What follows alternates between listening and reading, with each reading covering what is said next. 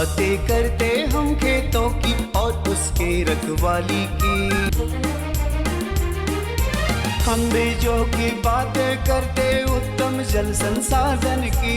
हम तकनीकी बातें करते फसलों के उत्पादन की। हर किसान का सपना सच हो जीवन सुखद बनाने को। गाँव-गाँव के हर आंगन का प्यारा सा ये दर्शन। कृषि दर्शन, कृषि दर्शन, कृषि दर्शन, कृषि दर्शन, कृषि दर्शन, कृषि दर्शन, कृषि दर्शन, कृषि दर्शन। किसान भाई बहन मन नमस्कार, जोहार। कृषि दर्शन कार्यक्रम में रौरव मन के बहुत बहुत स्वागत है। किसान भाई बहन मन जैसन कि रौरव मन जानी ला कि हर हफ्ता हम रौरव मन ले नवा और बेस जानकारी लेके आवीला। आज भी हम रौरव मन ले नवा और बेस जानकारी लेके आई।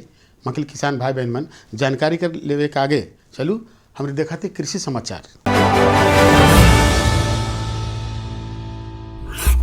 नमस्कार, कृषि समाचार में आपका स्वागत है। मैं हूं अर्चना।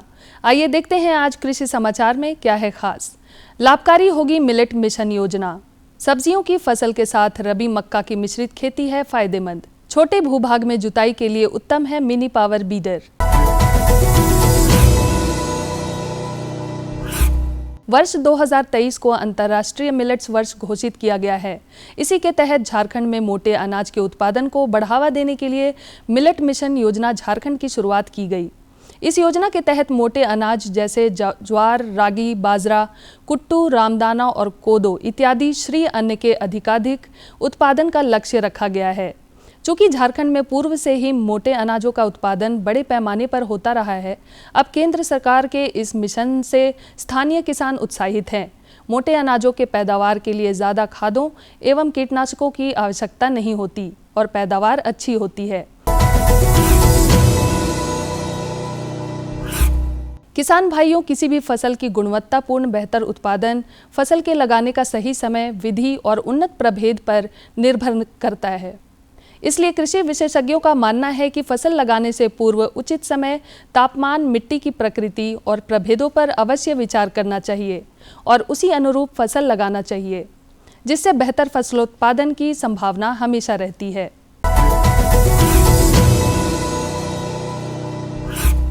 किसान भाइयों, यदि आप इस समय अरहर की फसल लगाना चाहते हैं तो बेहतर पैदावार के लिए कृषि विशेषज्ञों द्वारा अनुशंसित चैती अरहर, बहार, चमत्कार और माघी नामक उन्नत प्रभेदों की बुआई करें। ये किस्में मौसम की वर्तमान मौसम और परिस्थिति में अच्छी उपज प्रदान करने में सक्षम है। बहार, चमत्कार, माघी और चैती अरहर ये नाम है अरहर के उन्नत प्रभेदों के। ये प्रभेद कम सिंचाई अवस्था वाली होती हैं तथा 180 से 220 दिनों में तैयार हो जाती हैं। साथ ही ये प्रभेद मिश्रित खेती के लिए भी उपयुक्त होती है। प्रति हेक्टेयर 20 किलोग्राम की दर से बीजों की बुआई कर और उचित कृषि कार्यों को करके 15 से 25 क्विंटल तक अरहर की उपज प्राप्त की जा सकती है। रबी के मौसम में मक्का की फसल सब्जियों की फसल के साथ मिश्रित कर लगाना बहुत लाभकारी होता है। सब्जियों की फसल के साथ मक्का की बुआई करने से मिट्टी में पोषक तत्वों की बढ़ोतरी होती है, जो कि दोनों फसलों के लिए लाभकारी होती है। साथ ही मक्के की उपज खरीफ की अपेक्षा 1.5 गुनी होती है। इसलिए मिश्रित खेती जैसी बेहतर तकनीक को अपनाकर किसान भाई अपनी आय बढ़ा सकते हैं। छोटे खेत, बागीचों या कम भूभाग में जुताई करना हो तो इसके लिए बहुत ही उपयोगी कृषि उपकरण है मिनी पावर बीडर। मोटर चालित यह मिनी पावर बीडर बहुत ही कम समय में खेत को बुआई के लिए तैयार कर देता है। इस उपकरण को मिनी पावर बीडर कहते हैं। ट्रॉली नुमा दिखने वाला यह उपकरण छोटे खेतों एवं बागीचों में जुताई करने के काम आता है। किसान इस उपकरण की सहायता से खेत के जुताई कार्य को आसानी से कम समय में खत्म कर सकते हैं।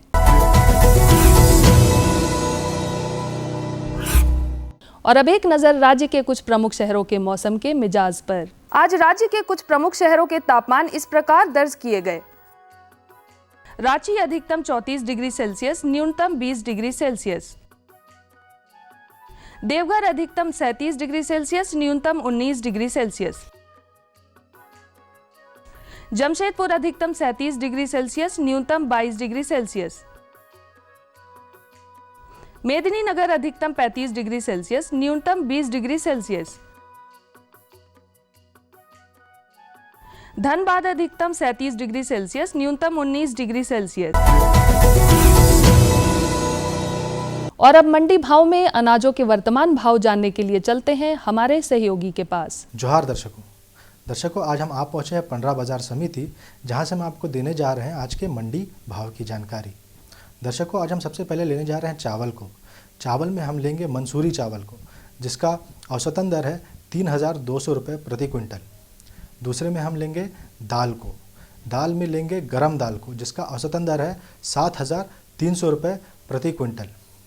दर्शकों, अब हम आते हैं गेहूं की ओर, जिसका औसतन दर है 3,300 रुपये प्रति क्विंटल। फिर आते हैं मूंग दाल की ओर, जिसका औसतन दर है 9,800 रुपये प्रति क्विंटल।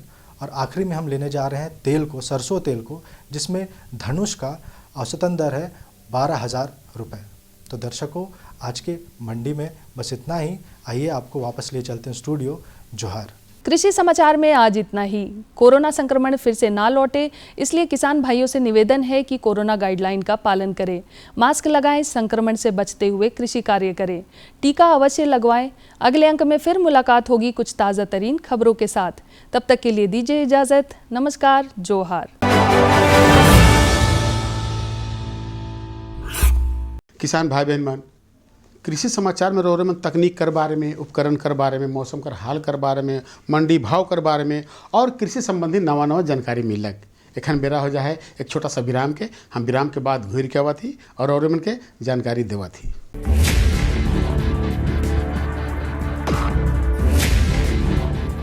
भोजन, जल और शुद्ध वातावरण हमारे जीवन का मुख्य आधार है और कृषि इसका मूल स्तंभ।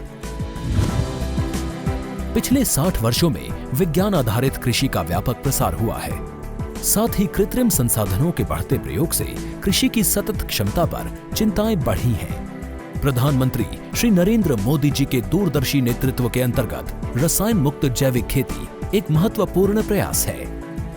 रसायन मुक्त जैविक खेती को बढ़ावा देने के लिए 5 वर्ष पूर्व सरकार ने परंपरागत कृषि विकास योजना तथा उत्तर पूर्व भारत में जैविक मूल्य श्रृंखला योजनाएं आरंभ की।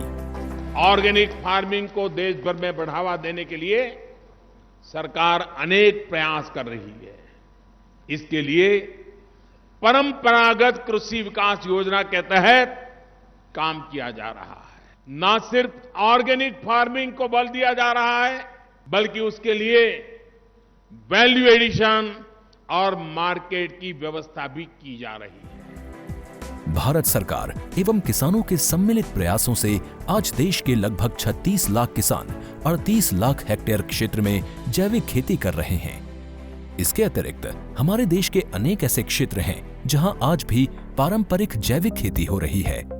इन पारंपरिक जैविक क्षेत्रों को जैविक प्रमाणीकरण सुलभ कराने हेतु पीजीएस के अंतर्गत लार्ज एरिया सर्टिफिकेट का प्रावधान किया गया है। इस प्रक्रिया की विशिष्टता ये है कि इसमें प्रमाणीकरण मात्र 2 से 3 महीनों में हो जाता है, जबकि सामान्य परिस्थितियों में इसमें 2 से 3 वर्ष का समय लगता है। अंडमान निकोबार केंद्र शासित प्रदेश के कार निकोबार एवं नैन काउरी द्वीप समूह देश के सर्वप्रथम ऐसे प्रमाणीकृत जैविक क्षेत्र हैं। अभी हाल ही में संपूर्ण लक्षद्वीप को जैविक खेती के रूप में प्रमाणित किया गया है।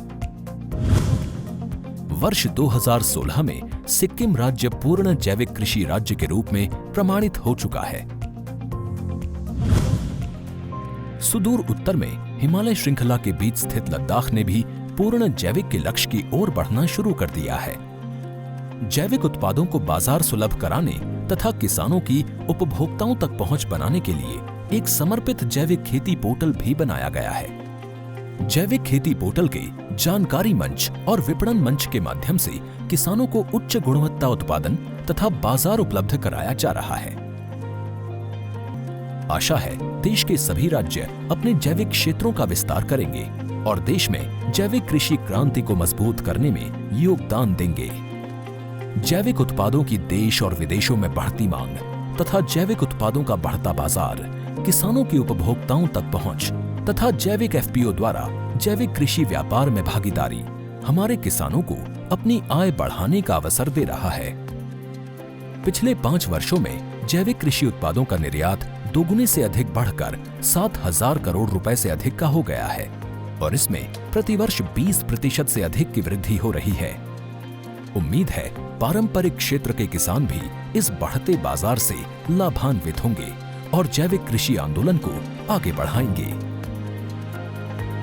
किसानों की मुस्कान समृद्ध हिंदुस्तान की है पहचान।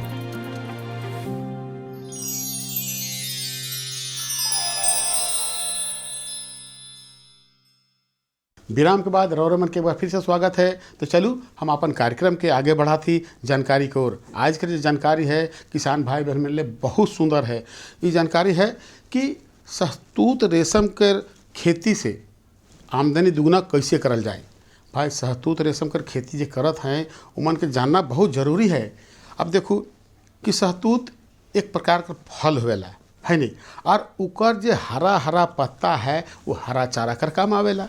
और सबसे बड़ बात है किसान भाई बहन मन कि उकर जो लकड़ी है उकर लकड़ी फर्नीचर कर काम आवेला है नहीं, दुगना फायदा कर बात। तो चलू और विशेष जानकारी अगर चाहिए तो रौरमन के लेकर चला थी फीचर कर माध्यम से एक जानकारी दिवा थी।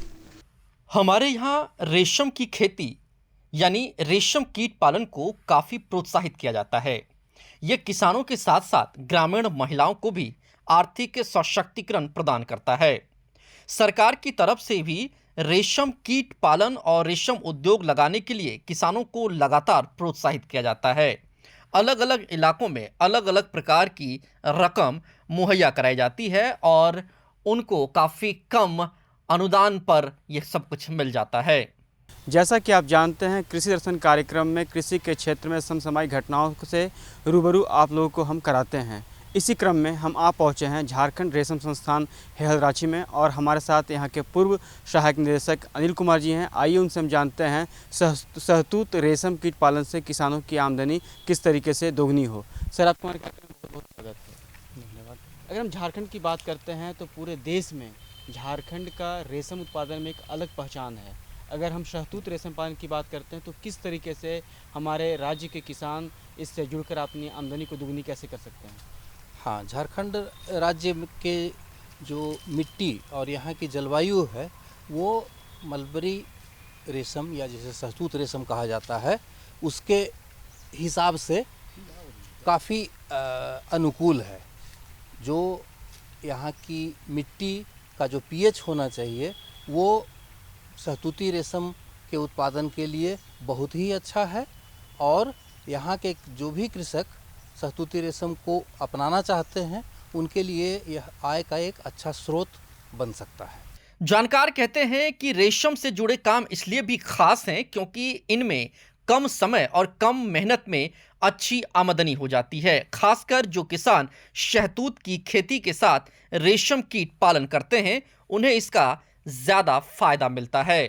शहतूत रेशम उत्पादन एक ऐसा उद्योग है जिसमें कृषक भाइयों को कृषि कार्य के साथ साथ पालन का भी अवसर मिलता है। तो ये जैसा नाम से ही स्पष्ट है कि इसमें जो रेशम के कीट होते हैं उनके लिए भोज्य पदार्थ की व्यवस्था भी कृषकों को करनी है और साथ साथ उसका पालन भी करना है। तो जब भोज्य पदार्थ की व्यवस्था की बात आती है तो उस समय शहतूत या मलबरी के पौधों की खेती की जाती है और फिर इसके पत्ते को भोज्य पदार्थ बना के इसे कीट पालन में उपयोग किया जाता है। अगर हम शहतूत रेशम कीट की पालन बात करते हैं तो हमारे किसान भाई किस तरीके से शुरुआत करेंगे? वैज्ञानिक तरीके से खेती की बात आती है, जैसे शुरुआत किस तरीके से करें, किस तरीके से लगाना है, किस तरीके से देखभाल करना है, कीटों से बचाव के लिए क्या करना है? जैसा कि आपने शुरू में ही कहा कि कृषक भाई इस उद्योग को अपना के अपनी आय दोगुनी से चौगुनी तक कर सकते हैं। बिल्कुल ये सही बात है और इसमें जो रेशम उत्पादन के 4 पहलू हैं जिस पर ध्यान दे के कृषक भाई अपनी आय को दोगुना से चौगुना तक कर सकते हैं। वो जो 4 मुख्य अवयव हैं वो हैं शहतूत रेशम के पौधों की खेती, दूसरा उन्नत कीट पालन, तीसरा धागाकरण कार्य और चौथा अपशिष्ट का उपयोग। रेशम के कीड़ों की उम्र सिर्फ 2 से 3 दिन की होती है, जिनसे कोकून लेने के लिए इन्हें पत्तियों पर डाला जाता है। रेशम के मादा कीड़े अपने जीवन काल में 200 से 300 अंडे देती है, जिसमें अगले 10 दिनों में लार्वा निकलता है। अभी तक जो परंपरागत रूप से झारखंड के कृषक शहतूत की खेती करते आ रहे हैं, वो मुख्य तौर पर वो लोग वर्षा आधारित खेती करते हैं। वर्षा आधारित खेती में फसलों की संख्या सीमित रहती है। अगर कृषक भाई सिंचित क्षेत्र में इसका पौधारोपण करें शहतूत रेशम का, तो जो वर्तमान में 2 फसल लेते हैं वो इस बढ़ के 5 फसल तक आराम से इसमें लिया जा सकता है। शहतूत के पौधों की खेती जैसे ही मानसून की शुरुआत होती है उस समय प्रारंभ हो जाती है, लेकिन उसके नर्सरी अप्रैल से मई माह में प्रारंभ कर देनी चाहिए। फिर नर्सरी से जो प्राप्त पौधे रहते हैं वो मानसून की पहली बारिश के बाद मुख्य खेत में उसे लगा दिया जाता है। सामान्य तौर पर 4 फीट से 4 फीट की दूरी पौधों के बीच रखी जाती है, जिसमें सबसे बेहतर परिणाम निकलता है, सबसे ज़्यादा मात्रा में पत्तों की उपलब्धता आती है। लोग अपने खेतों के साथ लगते हुए अनुपयोगी भूमि में भी शहतूत के पौधे लगा सकते हैं। आने वाले समय में यह लगातार उद्योग का रूप लेता जा रहा है और ग्रामीण क्षेत्र के लोग भी बहुत तेजी से इसकी ओर आकर्षित हो रहे हैं। शहतूत के कोओं को सीधे बाजार में बेच देते हैं। उसके जगह पे अगर वो घर में ही छोटी कताई मशीन रख के और उस कोए का धागा बना लें, तो उसकी जो वैल्यू एडिशन जिसको कहते हैं, वो एक वैल्यू एडिशन उनके घर में खुद हो जाएगा और जितने मूल्य पर वो कोआ बेच रहे हैं उससे कहीं अधिक मूल्य पर वो धागा भी बिकेगा और उसके साथ साथ वो धागे को संरक्षित रख के उस पर मूल्य नियंत्रण भी कर सकते हैं, जो कि कोए के केस में ये लागू नहीं होता है। कोआ खराब होने की स्थिति में रहता है, इसलिए औने पौने दाम पे भी कभी कभी बेचना पड़ता है। धागों में ये स्थिति नहीं होती है। तो अगर हर एक कृषक अपने घर में घर की महिलाओं को धागाकरण का प्रशिक्षण दिलवा कर ये अपने साथ जोड़ लें इस उद्योग को भी, तो ये एक अतिरिक्त आय का स्रोत होगा। तो देखो एखन शहतूत रेशम कर खेती कर बारे में जानकारी मिलक। एखन बेरा जा है कि गेहूं फसल में कीट और रोग प्रबंधन किसान भाई बहन मन ई तो रौरे मन खूब बेस से जानीला कि गेहूं जो है एकदम बहुत बढ़िया फसल सफल है नहीं। अगर इकर मान लो रोग हो गलक, कीट हो गलक, तो किसान भाई बहन मन के बहुत नुकसान होला। तो भाई नुकसान से अगर रौरे मन के बचे के है तो चलू हम रौरे मन के सीधे हमरे कर जो विशेषज्ञ साहब हैं उनके से जानकारी दिवाए देवा थी। किसान भाइयों नमस्कार, कृषि दर्शन कार्यक्रम में आप सभी का स्वागत है। आज हम कृषि विज्ञान केंद्र गिरिडीह में हैं और हमारे साथ है यहाँ के कृषि वैज्ञानिक डॉक्टर नवीन कुमार, जिनसे हम बातचीत करेंगे और जानेंगे कि गेहूं फसलों में कीट एवं रोग प्रबंधन किस प्रकार से किया जाए, क्योंकि अक्सर कीट एवं रोग जो है वो फसलों को नुकसान पहुँचाते हैं। तो गेहूं के फसल को सुरक्षित रखने के लिए इससे बचाव के उपाय आइए इनसे जानते हैं। गेहूं एक प्रमुख फसल है, खासकर झारखंड में जहां पानी की सुविधा है वहां गेहूं बहुतायत में होने लगा है और ये काफ़ी लोकप्रिय भी होते जा रहा है। किसान भाइयों, गेहूं का जो प्रबंधन है, खासकर कीट एवं रोग प्रबंधन, उसमें हमें इस चीज़ की ध्यान देने की आवश्यकता है कि जो हम लोग रासायनिक खाद का प्रयोग करते हैं वो एक सीमित मात्रा में होना चाहिए। यदि हम लोग अधिक मात्रा में रासायनिक खाद का प्रयोग करते हैं, जैसे यूरिया जिसको हम नाइट्रोजन के संबोधित करते हैं, तो कई तरह की समस्याएं, रोग का और कीट की समस्याएं बढ़ जाती है। तो इसीलिए हमको समुचित जो एक संतुलित मात्रा में रासायनिक खाद का प्रयोग करना चाहिए। तो उसके लिए किसान भाइयों ये बहुत ही आवश्यक है कि 120 किलो आपका यूरिया और 60 किलो फास्फोरस और 30 kilo potash per hectare 250 decibel में इतनी मात्रा डालनी चाहिए। और ये अच्छा गोबर खाद जो बना हुआ हो, पुराना गोबर, उसको ज़रूर देना चाहिए। और ख़ास तौर पे यदि हम बात करें इनके कीट की, तो दीमक एक बहुत बड़ा समस्या है। तो दीमक के लिए हमें अच्छी से जुताई, गहरी जुताई करने की आवश्यकता है और बीच बीच में उसमें देखना है कि उन फसल को कि यदि दीमक की समस्या हो तो सिंचाई के समय जो 4-5 सिंचाई करते हैं उस सिंचाई में यदि हम लोग इमिडाक्लोप्रिड जो 17.8 SL की मात्रा में आता है और ये को हम बूंद बूंद टपक विधि के द्वारा सिंचाई के में नाली में यदि हम लोग उसको बूंद बूंद गिराते हैं तो दीमक की समस्या ख़त्म हो जाती है। तो दीमक में एक दवा है क्लोरीपाइरीफास, वो उसका हम लोग बीज उपचार भी करते हैं। तो सबसे पहले जब शुरू में हम गेहूं को लगाएं उस समय 4 ग्राम पर kg के हिसाब से क्लोरीपाइरीफास को हम यदि बीज में डाल के और फिर लगाते हैं तो दीमक की समस्या नहीं होती है। और ऐसे 1 लीटर क्लोरीपाइरीफास को 8 से 10 kg बालू में मिला के हम लोग यदि 1 एकड़ में उसको छींट दें मिट्टी में तो ये दीमक की समस्या नहीं होती है। दूसरा हमारा जो ये है चौसा, जो एफिड के नाम से जानते हैं, ये फरवरी और मार्च के समय में ये काफ़ी सक्रिय हो जाते हैं और रस चूसने लगते हैं। पत्तियाँ पीले रंग की पड़ जाती हैं तो खासकर दाने छोटे हो जाते हैं और काफ़ी कम मात्रा में इनके उपज होते हैं। तो इसीलिए इसमें इमिडाक्लोप्रिड भी 100 से 125 ml की मात्रा को हम लोग डालते हैं, जो कि 600 लीटर पानी में मिला के यदि हम लोग डालें पर हेक्टेयर 250 डिसमिल में तो ये समस्या ख़त्म हो जाती है। इसके बाद है दूसरा कि गुलाबी तना छेदक एक कीट है जो काफ़ी सक्रिय हो जाते हैं।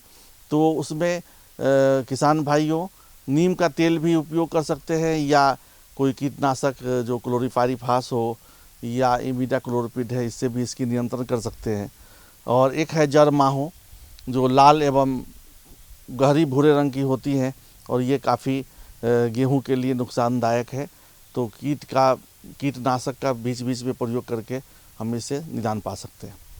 किसान भाइयों दूसरा है कि इनके रोग, तो इनमें कई तरह के रोग लगते रहते हैं। तो उस रोग को समय पर आप अपने खेतों का मुआयना करें, देखें कि किसी तरह के उसमें पत्ती में रंग परिवर्तन होता हो तो एक फफूंदनाशक छिड़कने की आवश्यकता है। जैसे कि उसमें एक बेबेस्टिन दवा आते है जो कि कार्बेंडाजिम आता है, तो उसको 1 लीटर पानी में 3 ग्राम मिला के उसको आप छींट सकते हैं। तो ऐसे इसमें कई तरह के भूरा रतुआ और काला रतुआ और पीला रतुआ 3 तरह के रतुआ लगते हैं, जो कि ये एक तरह का इसको हम लोग रस्ट के नाम से जानते हैं। और ये मौसम के अनुसार यदि तापमान में 20 से 25 डिग्री जब रहता है तो भूरा रतुआ का फैलाव रहता है और ये पत्तियों के ऊपर वृत्ताकार नारंगी तरह के ये बनाते हैं और इसको गेहूं में कई तरह के छोटे छोटे दाने बन जाते हैं और उनके पत्ते पीले पड़ जाते हैं और इनमें पौधे कभी कभी टूट भी जाते हैं। तो इनके लिए आप टेबेकोनाजोल जो है 1 ml 1 लीटर पानी में मिला के यदि स्प्रे करें तो ये इनकी समस्या ख़त्म हो जाती है। इसके बाद है काला रतुआ। ये काला रतुआ तो हो गया, तीनों रतुआ लगते हैं, खासकर करनाल बंट भी इसमें लगते हैं। तो करनाल बंट में ये काले रंग के चूर्ण पूरे भर जाते हैं, तो इसके लिए हमें फफूंद नाशक की आवश्यकता होती है। तो बीच बीच में हम लोग फफूंद नाशक का प्रयोग कर लेते हैं। ये डिपेंड करता है कि आपके जो फसल हैं उस फसल में किसी तरह के पत्ते में और उनके तना पर किसी तरह की जो रंग का परिवर्तन होता है, तो उस वहाँ पर आप उसके अनुसार वहाँ पे फफूंदनाशक का प्रयोग करना चाहिए। इसके बाद एक करनाल बंट जो है वो बीज जनित रोग है, ये काफ़ी सक्रिय हो जाते हैं और इसमें पूरे काले चूर्ण भर जाते हैं। तो इसके लिए भी हमें फफूंदनाशक की आवश्यकता होती है और बीच बीच में फफूंदनाशक को करना चाहिए। देखो आज रौरे मन के 2 गो जानकारी दिली आ दोनों बेस रहे नहीं। अरे से ले तो रौरे मन के कहिला कि अगर रौठिन कोई ऐसी जानकारी है या हमरे से कोई जानकारी चाहिए तो पता के लिखू। पता है कार्यक्रम कृषि दर्शन द्वारा केंद्र निदेशक दूरदर्शन केंद्र रातू रोड रांची और पिन कोड संख्या जरूर लिखे के किसान भाई बहन मन है नहीं। पिन कोड संख्या है 834001। तो आज रौरे मन मनोज वर्मा के इजाज़त दो मकील यह दिना और यह बेरा नवा जानकारी के साथ और उपस्थित हो। तब तक नमस्कार, जोहार। कृषि दर्शन कृषि दर्शन कृषि दर्शन कृषि दर्शन कृषि दर्शन कृषि दर्शन कृषि दर्शन कृषि दर्शन।